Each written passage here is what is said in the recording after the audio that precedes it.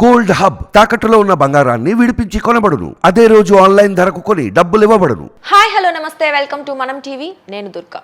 ఏపీలో ఎలక్షన్స్ దగ్గర పడుతుండటంతో రాజకీయాల్లో ప్రచారం ఊపందుకుంది. అయితే ఒకవైపు చంద్రబాబు నాయుడు గారేమో ప్రజాగలం పేరుతో, మరోవైపు జగన్ గారు మేమంతా సిద్ధం పేరుతో సభలు నిర్వహిస్తున్నారు. అయితే దీని గురించి పూర్తి సమాచారం తెలియజేయడానికి మనతో పాటు ఉన్నారు ప్రముఖ అనలిస్ట్ అప్పసాని రాజేష్ గారు. ఇప్పుడు వారితో మాట్లాడదాం. సార్ నమస్తే. సార్ నమస్తే. రాజకీయాలు వేడివేడిగా జరుగుతున్నాయి ఏపీలో. సో ఒకవైపు ఏమో చంద్రబాబు గారు ప్రజాగలం పేరుతో స్టార్ట్ చేసేసారు, ప్రచారం మొదలు పెట్టేశారు. ఇంకొక వైపు మేమంతా సిద్ధం పేరుతో జగన్ గారు. సో అంటే పోటాపోటీగా జరుగుతున్నాయి సభలు, మీటింగ్లు అన్నీ. సో ఎలా ఉండబోతుంది అనుకుంటున్నారు? నెక్స్ట్ ఫ్యూచర్ ఎలా ఉండబోతుంది? ప్రచారం ఎలా జరగబోతుంది?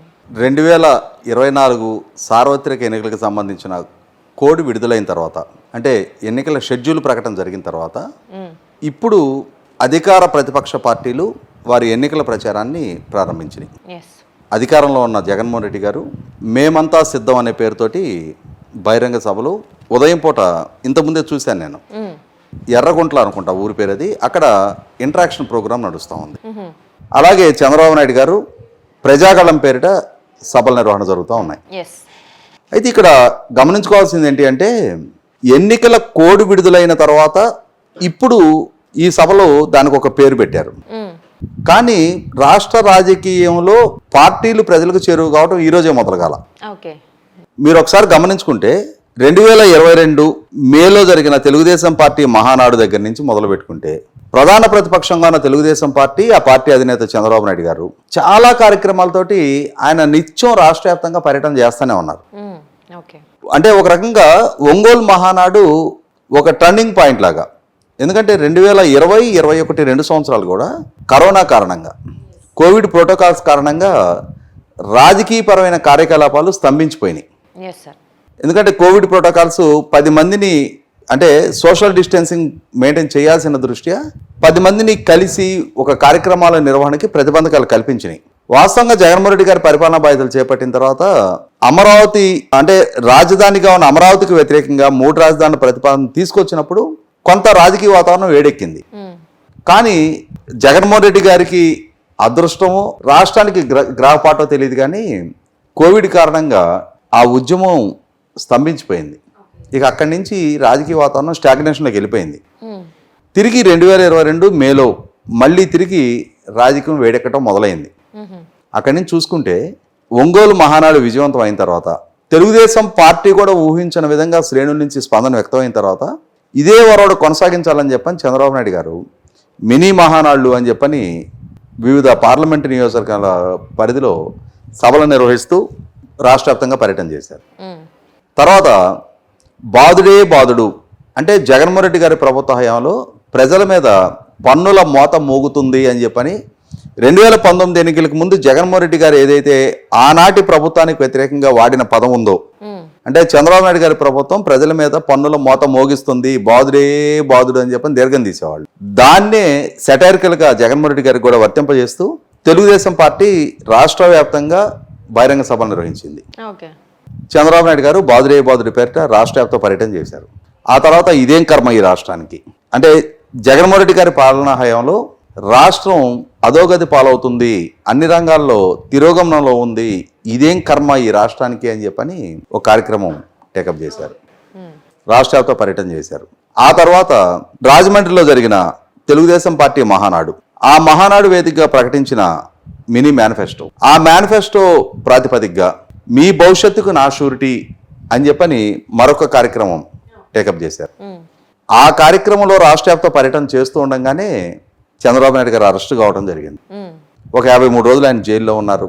ఆయనకి బెయిల్ వచ్చి, ఆ బెయిల్ కండిషన్స్ సడలింపు జరిగి, తిరిగి మళ్ళీ ఆయన రాజకీయ కార్యకలాపాలు మొదలుపెట్టుకున్న తర్వాత ఆ మిగిలిపోయి ఉన్న మీ భవిష్యత్తుకు నా షూరిటీ కార్యక్రమాన్ని పూర్తి చేస్తూ మళ్ళీ తిరిగి 25 పార్లమెంటు నియోజకవర్గాల పరిధిలో రా కదలిరా అని చెప్పని సభల నిర్వహణ చేశారు.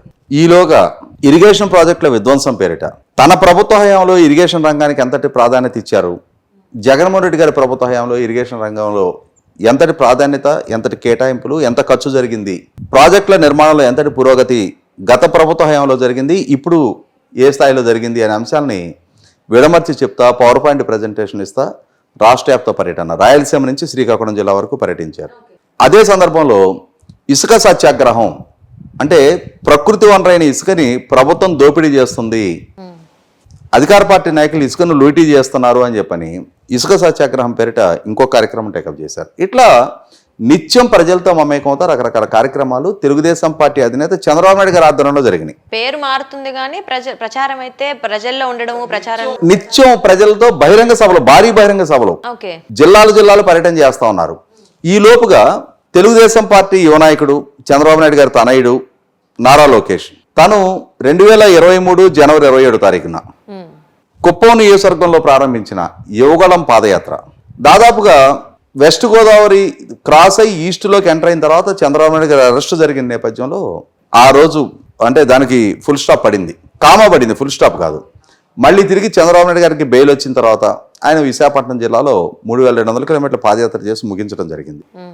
ఆ తర్వాత నారా లోకేష్ కూడా పాదయాత్రలో కవర్ కాని నియోజకవర్గాల్లో తను కూడా శంకరావం పేరిట విస్తృతంగా రాష్ట్ర వ్యాప్తంగా పర్యటన చేయడం జరిగింది. అంటే ఇక్కడ అర్థమవుతుంది ఏంటి, తెలుగుదేశం పార్టీ నిత్యం ప్రజల్లోనే ఉంటుంది, ప్రజలతో మమేకం అవుతుంది, ప్రజా సమస్యల గురించి ప్రశ్నిస్తున్నారు, జగన్మోహన్ రెడ్డి గారి ప్రభుత్వ వైఫల్యాన్ని ప్రస్తావిస్తున్నారు, ఆ లోపాలను ఎత్తి చూపుతున్నారు, జగన్మోహన్ రెడ్డి గారి పాలనలో జరుగుతున్న అవినీతి గురించి ప్రజలకు వివరించి చెప్తున్నారు. ఇట్లా తన రాజకీయ కార్యకలాపాలని చాలా వేగంగా తెలుగుదేశం పార్టీ కొనసాగిస్తూనే వస్తుంది. ఈలోగా చంద్రబాబు నాయుడు గారు అరెస్టు జరిగిన సందర్భంగా ఆ మనోవేదంతో చనిపోయిన వారి కుటుంబాలను ఆదుకునే లక్ష్యంతో నారా భువనేశ్వర్ గారు కూడా నిజం గెలవాలి అని చెప్పని వారు కూడా రాష్ట్ర వ్యాప్త పర్యటన చేస్తూనే ఉన్నారు. ఇది తెలుగుదేశం పార్టీకి సంబంధించిన వరకే. మిత్రపక్షంగా ఉన్న జనసేన పార్టీ తను కూడా చాలా విస్తృతమైన రాజకీయ కార్యకలాపాలని పవన్ కళ్యాణ్ గారు కూడా జనవాణి అనే కార్యక్రమం, అలాగే వారాహి పేరిట తన ఒక ప్రచార వాహనం ద్వారా వారు విస్తృతంగా పర్యటన చేస్తూ వచ్చారు. అంటే ఇక్కడ ప్రతిపక్ష పార్టీలు అంటే చాలా యాక్టివ్గా ప్రజలతో మమేకం అయి ఉన్నాయి ఎప్పుడో. కాబట్టి ఇప్పుడు ఎన్నికల కోడ్ వచ్చిన తర్వాత ఇప్పుడు ప్రజాగళం పేరిట జరుపుతున్న ఈ యాత్ర, ఈ సభలు మరొక సభ అంతే కంటిన్యూ అవుతానే ఉన్నాయి. ఇదే సందర్భంలో పాలకుడు జగన్మోహన్ రెడ్డి గారు ఆయన 2019 ఎన్నికలకు ముందు ప్రతిపక్ష నాయకుడిగా ఉన్న రోజున ఆ రోజున నిత్యం ప్రజలతో మమేకం అయ్యారు, సుదీర్ఘ పాదయాత్ర చేశారు. ఆనాటి ప్రభుత్వానికి వ్యతిరేకంగా నిరసన కార్యక్రమాలు, ధర్నాలు, నిరాహార దీక్షలు, సభలు, అన్ని రకాల కార్యక్రమాలు నిర్వహించారు. కానీ ఒకసారి ముఖ్యమంత్రిగా పదవి బాధ్యతలు చేపట్టిన తర్వాత వాస్తవ పరిస్థితి ఏంటి అంటే పాలకుడుగా జగన్మోహన్ రెడ్డి గారు రాష్ట్ర ప్రజలతోటి యాక్సెస్ కట్ చేసుకున్నారు. అంటే సందర్శకులని తన ఇంటి ఛాయలకు కూడా రానివ్వాల. సహజంగా ఏమవుతుందంటే రాష్ట్ర ముఖ్యమంత్రి అంటే సర్వసత్తాక అధికారాలు ఉన్న వ్యవస్థ. ఈ రాష్ట్రానికి సంబంధించిన వరకు అన్ని అధికారాలు, అన్ని వనరులు, నిర్ణయాధికారం ఉన్న అంటే రాష్ట్రంలోకి వెళ్ళి అత్యంత సమర్థమైన బలమైన వ్యవస్థ అది. ప్రజలు తమకున్న సమస్యలు తమ గ్రామంలో తమ సర్పంచో, తమ ఎంపీపీయో, తమ ఎమ్మెల్యేనో పరిష్కరించలేరు అనుకున్న సమస్య ముఖ్యమంత్రి గారి దృష్టికి ఒకసారి తీసుకెళ్తే, వారిని అర్థిస్తే, వారికి నివేదిస్తే మా సమస్యకు ఒక పరిష్కారం దక్కుద్దేమో అనే ఆశతోటి ఇప్పటి వరకు రాష్ట్రాన్ని పరిపాలించిన అందరు ముఖ్యమంత్రుల దగ్గరికి ఈ రాష్ట్రంలో వివిధ ప్రాంతాల నుంచి ప్రజలు వచ్చి కలవడం అనేది ఒక సాంప్రదాయంగా ఉండేది. పాలకులు కూడా వారికి కొంత సమయం కేటాయించేవారు, వారి విజ్ఞప్తులు స్వీకరించేవారు, పరిష్కరించదగిన అయితే అప్పటికప్పుడు పరిష్కారం చూపేవారు, లేదు అంటే అధికారులకు ఆదేశాలు ఇచ్చి ఆ దిశగా చర్యలు తీసుకోమని ఉత్తర్వులు ఇచ్చేవారు. ఇది అనాదిగా కొనసాగుతున్న సాంప్రదాయం. కానీ పాలకుడుగా జగన్మోహన్ రెడ్డి గారు ఈ సాంప్రదాయాన్ని పూర్తిగా తిలోదకాలిచ్చారు. అసలు ఆయన దగ్గరికి విజిటర్స్ రావటం అనేదే ఒక చాలా కష్టతరంగా మారిపోయింది. మనం ఆ మధ్య చూసాం, జగన్మోహన్ రెడ్డి గారి సొంత జిల్లా అన్నమయ్య ప్రాజెక్టు బ్రీచ్ అయింది. ఆ బ్రీచ్ అయ్యి అక్కడ 40 మంది పైగా విలువైన ప్రాణాలు కోల్పోవడం జరిగింది. ఆ ప్రాంతానికి సంబంధించి ఇంకా సహాయ పునరావాసాలు ఏర్పాటు చేయలేదు, మాకేదైనా సహాయం చెయ్యండి అని చెప్పని నాకు గుర్తున్న వరకు వీరారెడ్డి గారి పేరు, ఒక రైతు, ఆయన కూతురు పదే సీఎం కార్యాలయానికి వచ్చారు, కనీసం అపాయింట్మెంట్ ఇవ్వాల. అదే సందర్భంలో కాకినాడకు సంబంధించిన ఆరుద్ర అనే మహిళ తన కూతురు అనారోగ్యంతో ఉండి ఆ అనారోగ్యంగా ఉన్న నేపథ్యంలో తన కుమార్తె వైద్యానికి ఆ ఖర్చులు మీట్ అవడం కోసం తన ఇల్లు అమ్ముకోవడానికి సంకల్పిస్తే ఆ ఇల్లు అమ్మకానికి మంత్రిగా ఉన్న దాడిశెట్టి రాజా గారి గన్మెన్లు అడ్డుపడుతున్నారు అని చెప్పని చాలా ఇష్యూ నడిచింది, వివాదాస్పదంగా మారింది. ముఖ్యమంత్రి గారికి నివేదించి ఒక పరిష్కారం చూసుకోవాలి, చెప్పించుకోవాలి అని చెప్పని ముఖ్యమంత్రి గారిని కలవటానికి వస్తే కనీసం అంటే అనారోగ్యంతో ఉన్న తన కూతుర్ని వీల్ చైర్లో కూర్చోబెట్టుకొని రావడం జరిగింది. ఆమెకు అపాయింట్మెంట్ ఇవ్వాల. అంటే ఇట్లాంటి కష్టాల్లో కన్నీళ్లతో ముఖ్యమంత్రి గారి సమక్షానికి వచ్చిన వాళ్ళకి కూడా అపాయింట్మెంట్ ఇవ్వకుండా ఇంకొంచెం లోతుకెళ్తే జగన్మోహన్ రెడ్డి గారు 3 సంవత్సరాల పాటు పార్టీ ప్లేనరీ నిర్వహించాల. 3 సంవత్సరాల పాటు పార్టీ లెజిస్లేచర్ పార్టీ మీటింగ్ అంటే శాసనసభాపక్ష సమావేశం ఏర్పాటు చేయాల. అంటే మొత్తానికి ప్రజలకి అందరికి నాయకులకు వాళ్ళ నాయకులకు కూడా వాళ్ళ శ్రేణులకు కూడా అంటే రాష్ట్ర వ్యాప్తంగా ఉన్న ప్రజాప్రతినిధులు వాళ్ళ పార్టీకి సంబంధించిన ప్రజాప్రతినిధులతో కూడా మొన్న 3 నెలల నాడు సమావేశం ఏర్పాటు చేయడం జరిగింది. అంటే ఇక్కడ ఎందుకో తెలియదు ఆనాడు ప్రతిపక్ష నాయకుడిగా నిత్యం ప్రజలతో మమేకం అయ్యి ప్రజలతో మమేకం అవటం కూడా ఎట్లుండేది ఆ రోజు ఆయన ఆ పాదయాత్ర చేస్తున్న సందర్భంగా ఆయన ఒక దగ్గర నిలబడి ఉంటే 100 మంది వృద్ధులు వీళ్ళందరూ బారులు కట్టి ఆయన దగ్గరకు వస్తుంటే వాళ్ళ తలలు నిమిరి వాళ్ళకి ముద్దులు పెట్టి అంటే ప్రజలలో ఆయన పట్ల ఇంతగా ప్రజల మీద ప్రేమాభిమానాలు కురిపిస్తున్న నాయకుడిగా ఒక ఎలివేషన్ తెప్పించుకున్నారు ఆ రోజు. మరి అదే వ్యక్తి కదా ఇవాళ పాత్ర మారింది. ఆ రోజు ప్రతిపక్ష నాయకుడు ఇవాళ పాలకుడు, కానీ వ్యక్తిత్వం అదే ఉండాలి కదా. కానీ ఇప్పుడు ఎందుకు ఆ ప్రజల నుంచి అంత దూరం మెయింటైన్ చేస్తున్నారు? ఆయన పర్యటన చేస్తారు. ఏ పర్యటనలు? అధికారిక పర్యటనలు. రాజకీయ పరంగా ఈ 5 సంవత్సరాల్లో చేసింది 4 కార్యక్రమాలు, 4 సిద్ధం పేరిట సభలు. అంతకు మించి రాజకీయపరమైన కార్యకలాపాలు కూడా ప్రజల్లోకి రాలా. ప్రజల్లోకి వచ్చింది ఎప్పుడు వచ్చారు? అధికారికంగా ముఖ్యమంత్రి హోదాలో డైరెక్ట్ బెనిఫిట్ ట్రాన్స్ఫర్ ద్వారా సంక్షేమ పథకాలు ఏదైనా నిధులు విడుదల కోసం వచ్చేవారు. ఆ వచ్చిన సందర్భంగా చూడు అక్కడ బ్యారికేడ్లు కడతారు, పరదాలు కడతారు, ఆయన ప్రయాణించే మార్గంలో షట్టర్లు క్లోజ్ చేస్తారు. ఎందుకు అంతటి భద్రతాపరమైన చర్యలు? ఏం థ్రెట్ ఆయనకు ఉంది? ఇవాళ దేశంలో ఉన్న ముఖ్యమంత్రులందరూ పర్యటన చేస్తూ ఉన్నారు. Z+ కేటగిరీ రక్షణలో ఉండి ఒకరోజు క్లైమర్ మైన్స్ పేల్చి హత్యాయత్నం జరిగిన చంద్రబాబు నాయుడు గారు ప్రజల్లోనే ఉంటున్నారు. మీకు మాత్రం ఇంత ఇన్సెక్యూరిటీ ఎందుకు? ఏదో తెలియని అభద్రతా భావంతో జగన్మోహన్ రెడ్డి గారు ప్రజల నుంచి తన పార్టీ నుంచి శ్రేణుల నుంచి దూరం జరిగారు. ఇప్పుడు ఎన్నికలు సమీపిస్తూ ఉన్నాయి, ఇక తప్పదు, ప్రజల్లోకి వెళ్ళి తీరాల్సిన అవసరం, కోడ్ కూడా వచ్చేసింది, షెడ్యూల్ డిసైడ్ అయిపోయింది. ఇప్పుడు కొత్తగా మేమంతా సిద్ధమని చెప్పని ఇప్పుడు సభలు నిర్వహిస్తూ ఉన్నారు. ఖచ్చితంగా పాలకుడుగా ఆయన ప్రజలకి చాలా వివరణ ఇవ్వాల్సిన అవసరం ఉంది. ఇప్పుడు ఉదయం పూట ఇంటరాక్షన్ ప్రోగ్రామ్స్ పెడుతున్నారు. ఇప్పుడు గతంలో జరిగిన సభలు ఎట్లా ఉండేవి?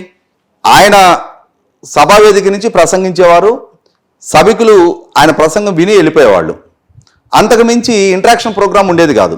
సార్ మాకు ఈ సమస్య ఉంది, మీరు ఆ రోజు ఇది చెప్పారు, ఇది చేయలేదు, మేము ఇది ఆశిస్తున్నాం, దీని గురించి మీ సమస్య ఏంటి అని చెప్పని వారితో డైరెక్ట్గా ఇంటరాక్ట్ అవ్వడానికి ఆస్కారమే లేదు.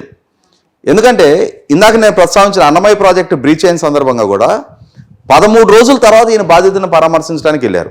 ఆ వెళ్ళిన సందర్భంగా కూడా ఒక 30 గజాల అవతల రోప్ ఏర్పాటు చేసి ఆ రోపుకు అవతల వాళ్ళు, రోప్కి అవతల ఈయన, ఎందుకంతటి బాధితుల్ని పరామర్శించడానికి వెళ్ళారు. మీ జిల్లా లక్షల ఓట్లతో మిమ్మల్ని మీ అభ్యర్థిని నెగ్గించిన జిల్లా, దశాబ్దాల తరబడి మీ కుటుంబానికి అండదండలుగా మీకు ఒక రాజకీయ స్థాయి కల్పించిన జిల్లా. ఆ జిల్లా ప్రజలు ఒక ప్రకృతి వైపరీత్యంతో ప్రాణాలు కోల్పోయి ఆస్తులు విధ్వంసం అయ్యి అల్లాడుతూ ఉంటే వాళ్ళని పరామర్శించే తీరు అది కాదు. అంటే ఈ పరిస్థితుల నేపథ్యంలో మీరు ఇక్కడ రీసెంట్ గా తుఫానులో పంట నష్టపోయిన రైతులు పరామర్శకు వెళ్ళారు. ఆ రైతుల్ని పరామర్శించడానికి కూడా రైతు పొలానికి వెళ్ళి పరామర్శ చేయాలి, వాళ్ళ గ్రామానికి వెళ్ళి పరామర్శ చేయాలి. అంతేగాని నేషనల్ హైవే మీద రెడ్ కార్పెట్ తోటి ఒక డయాస్ ఏర్పాటు చేసి ఆ డయాస్కి బ్యారికేడ్ అవతల కొంతమందిని సెలెక్టివ్గా రైతుల్ని ఎంపిక చేసి వారికి మెడల్లో గుర్తింపు కార్డులు ట్యాగ్లు వేసి ఒక బ్యారికేడ్కి యువతల సీఎం గారు నిలబడి, ఇది కాదు పరామర్శ. పాలకుడి నుంచి ఆశించేది ప్రజలు ఇది కాదు. కష్టంలో నష్టంలో మాకు చెయ్యందించే నాయకుడు మా పాలకుడిగా ఉండాలి అని కోరుకుంటారు. 2019 ఎన్నికలకు ముందు అటువంటి నాయకుడిగా జగన్మోహన్ రెడ్డి గారిని భావించారు కాబట్టి అంతటి ఘన విజయం ఆయన కట్టబెట్టారు. కానీ పాలకుడిగా జగన్మోహన్ రెడ్డి గారు ఆయన మాత్రమే వివరణ ఇవ్వాల్సిన అంశాలు ఇవి. ఎందుకు ప్రజల నుంచి దూరం జరిగారు? ఒక షెల్లో ఎందుకు ఆయన బందీ అయిపోయారు? ఆయన ఒక పరిధి ఎందుకు గీసుకున్నారు? నిన్న మీరు ముద్దులు పెట్టిన ప్రజల నుంచి ఈరోజు మీరెందుకు దూరం జరుగుతున్నారు అనేది ఆయన వివరణ ఇవ్వాలి. ఇప్పుడు ఇంటరాక్షన్ ప్రోగ్రామ్స్ పెడతా ఉన్నారు. ఈ ఇంటరాక్షన్ ప్రోగ్రాంలు అయినా సరే పారదర్శకంగా ఎన్నికలకు ముందు తనేం వాగ్దానాలు చేశారు, ఇవాళ ఎంత స్థాయిలో అమలుపరిచారు, వివిధ వర్గాలని, యువత, మహిళలు, ఉద్యోగులు, దళితులు, రైతులు, ఇట్లా కేటగిరీ వారీగా ఒక్కొక్క వర్గానికి ఒక్కో రకమైన వాగ్దానం ఆ రోజు చేశారు ఆయన. ఆ వాగ్దానాల జడివానలోనే ప్రజలు ప్రభావితులై ఆయనకు ఓట్లేశారు. ఇవాళ ఏ స్థాయిలో వాటిని నెరవేర్చారు. నవరత్నాలు ఒకటే, జిందా తిలిస్మాత్, సర్వరోగ నివారిణి అదొక్కటే అన్ని సమస్యలకు పరిష్కారం అని చెప్పని ప్రభుత్వం చెబుతుంది. ప్రజల ఆశలు ఆకాంక్షలు వేరుగా ఉన్నాయి. వాటిని అడ్రస్ చేయాల్సిన బాధ్యత పాలకుడిగా ఆయన మీద ఉంది. ఒక పార్టీ అధ్యక్షుడిగా, రాష్ట్ర ముఖ్యమంత్రిగా డ్యూయల్ రోల్ పోషిస్తూ ఉన్నారు ఆయన. అదే సందర్భంలో చంద్రబాబు నాయుడు గారు ప్రధాన ప్రతిపక్ష నాయకుడిగా, ప్రభుత్వాన్ని నిలదీయాల్సిన నాయకుడిగా, అదే సందర్భంలో రేపటి రోజున మళ్ళీ తమకు అధికారం దక్కితే తామేం చేస్తామనేది కూడా వివరణ ఇచ్చే ప్రయత్నం వారి వైపు నుంచి జరుగుతుంది. అదే సందర్భంలో మళ్ళీ తిరిగి తమను ఎందుకు ఎంపిక చేసుకోవాలి, ఇప్పుడు తామేం చేశాం, భవిష్యత్తులో మరొకసారి ఎంపిక చేసుకుంటే తామేం చేస్తామనేది కూడా జగన్మోహన్ రెడ్డి గారు కూడా వివరించి చెప్పాల్సిన అవసరం ఉంది. ఇక్కడైతే ఖచ్చితంగా జగన్మోహన్ రెడ్డి గారు నిన్నటి ప్రసంగం చూస్తే 2019 ఎన్నికలకు ముందు ఆయన ప్రసంగాలకి, పాలకుడుగా మరొకసారి నాకు ఓటేయండి అని చెప్పే సందర్భంలో నిన్నటి ప్రసంగానికి మధ్య చాలా అంతరం ఉంది. ఆ రోజు సూటిగా స్పష్టంగా ప్రజల కళ్ళల్లోకి చూసి మాట్లాడిన జగన్మోహన్ రెడ్డి గారు నిన్నటి ఆయన ప్రసంగంలో చాలా బేలతనం కనపడింది. ఎందుకంటే ఆయనలో కూడా ఒక గిల్టీనెస్ ఉంది. చాలా అంశాలని ఆయన పరిష్కరించలేకపోయారు. చాలా వాగ్దానాలు నెరవేర్చలేకపోయింది వాస్తవం. కాకుంటే వాళ్ళకు ఒక సోషల్ మీడియా ఉంది, వాళ్ళ వ్యూహకర్తలు ఉన్నారు. జగన్మోహన్ రెడ్డి గారికి అత్యున్నత స్థాయిలో ఎలివేషన్ ఇవ్వడానికి వాళ్ళ ప్రయత్నం వాళ్ళు చేస్తారు. కానీ ప్రజల అభిప్రాయం, ప్రజల అంటే పరిశీలనా శక్తిని మనం తక్కువ అంచనా వేయడానికి వీల్లేదు. Yes sir, definitely sir. మొత్తానికైతే ఇరు పార్టీల నాయకులు టీడీపీ నుంచి చంద్రబాబు గారు, అలాగే వైసీపీ నుంచి జగన్మోహన్ రెడ్డి గారు సభలు ఏర్పాటు చేస్తున్నారు. జనంలో మమేకవ్వడానికి చాలా కృషి చేస్తున్నారు. చూద్దాం మొత్తానికి అసలు ఈ సభలు సక్సెస్ అవుతాయా, అసలు ప్రజలు ఏమనుకుంటున్నారు, వాళ్ళు వీళ్ళ నుంచి ఏం ఆశిస్తున్నారు, వాళ్ళు ఏం కోరుకుంటున్నారు అనేది త్వరలోనే మనకి తెలియబోతుంది సార్. ఇలా సపోర్ట్ ఎవరికి ఇస్తారో వెయిట్ చేసి చూద్దాం. Thank you so much sir.